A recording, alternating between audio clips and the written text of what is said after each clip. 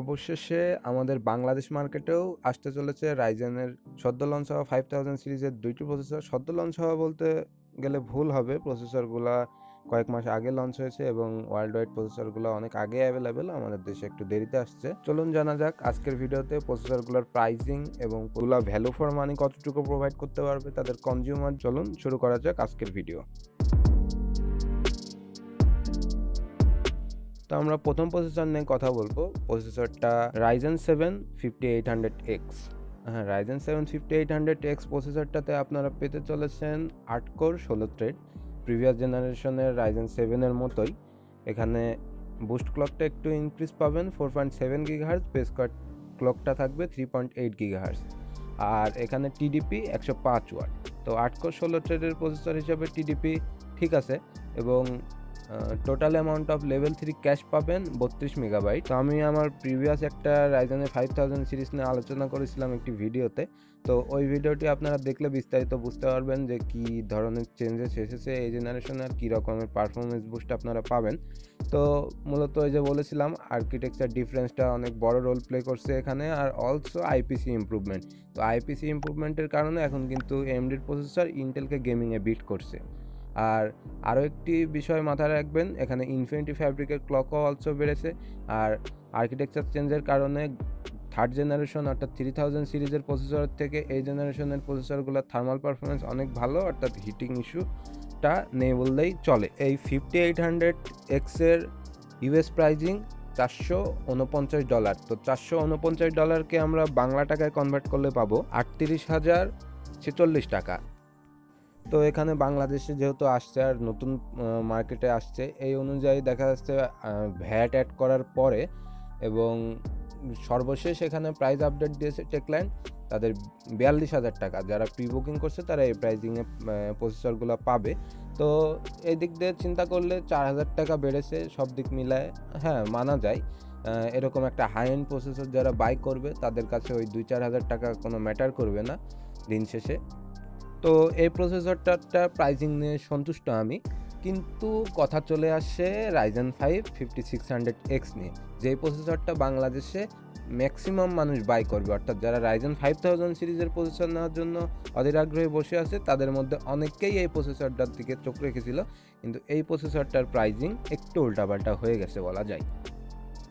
তো Ryzen 5 5600-এ আপনারা পেতে চলেছেন 6 কোর 12 থ্রেড, প্রিভিয়াস জেনারেশনের 3600 এবং 3600X এর মতো 6 কোর 12 থ্রেডের প্রসেসরই হবে এটা।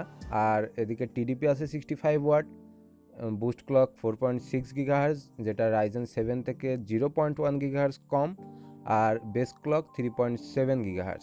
এদিকে টিডিপি 65 ওয়াট। তো 6 কোর 12 থ্রেডের প্রসেসর হিসাবে 65 ওয়াট টিডিপি অবশ্যই রেসপেক্টেড।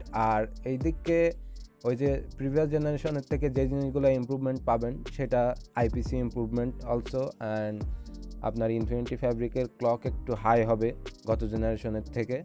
এই নিয়ে সব মিলিয়ে ভালো পারফরমেন্স বুস্ট পাবেন। আর এই থার্ড জেনারেশন এবং ফোর্থ জেনারেশন অর্থাৎ 3000 এবং 5000 সিরিজের প্রসেসরগুলো সবই পিসিআই 4.0, অর্থাৎ পিসিআই 4.0-র যে নতুন ফিচারটি অ্যাভেলেবেল মার্কেটে সেটা সাপোর্টেড। আর সেই সাথে এমডি এবং এনভিডিয়া দুই ভেন্ডরের কার্ডই, অর্থাৎ দুই ব্র্যান্ডের কার্ডই আপনার পিসিআই 4.0 বর্তমানে সাপোর্ট করে। তো আপনি গেমিংয়ে যদি এই প্রসেসর ইউজ করেন প্লাস এনভিডিয়ার লেটেস্ট জেনারেশনের কার্ড অর্থাৎ 3060 Ti বা 3070, 3080, 3090, এদিকে এমডি 6800 XT, এই কার্ডগুলো আপনারা ইউজ করলে ভালো পারফরমেন্স পাবেন অবশ্যই কম্পেয়ার টু প্রিভিয়াস জেনারেশন।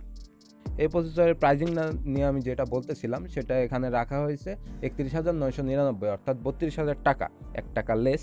তো 32,000 টাকা একটু ওভার প্রাইসই বলা যায়, এবং একটু না, এটা অনেক বেশি ওভার প্রাইস। কারণ এই প্রসেসরটার ইউএস প্রাইস রাখা হয়েছিল, অর্থাৎ লঞ্চের সময় যে প্রাইস দেওয়া হয়েছিল ওইটা ছিল $299, অর্থাৎ $300 আমরা ধরে নিতে পারি। এখানে 300 টাকা অর্থাৎ ডলারকে বাংলা টাকায় কনভার্ট করলে আমরা পাবো 25,420 টাকা। আমরা এখানে 25,500 টাকায় ধরে নিতে পারি, কিন্তু এখানে প্রসেসরটার প্রাইস রাখা হয়েছে 32,000 টাকা।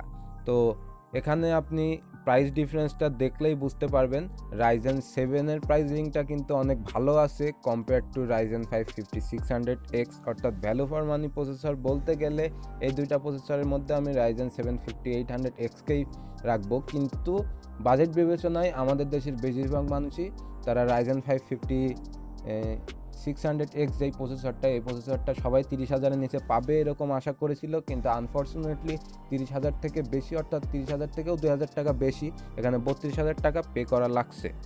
প্রসেসরের যে প্রাইজিং রয়েছে এখানে প্রায় 6,500 থেকে 7,000 টাকা ইউএস প্রাইসের সাথে ডিফারেন্স, অর্থাৎ ওইটা ছিল 4,000, ওই রকম থাকলে দেখা যাচ্ছে 30,000-ও যদি প্রসেসরটা মার্কেটে অ্যাভেলেবেল হতো তাহলে মেনে নেওয়া যেত বলা যায়।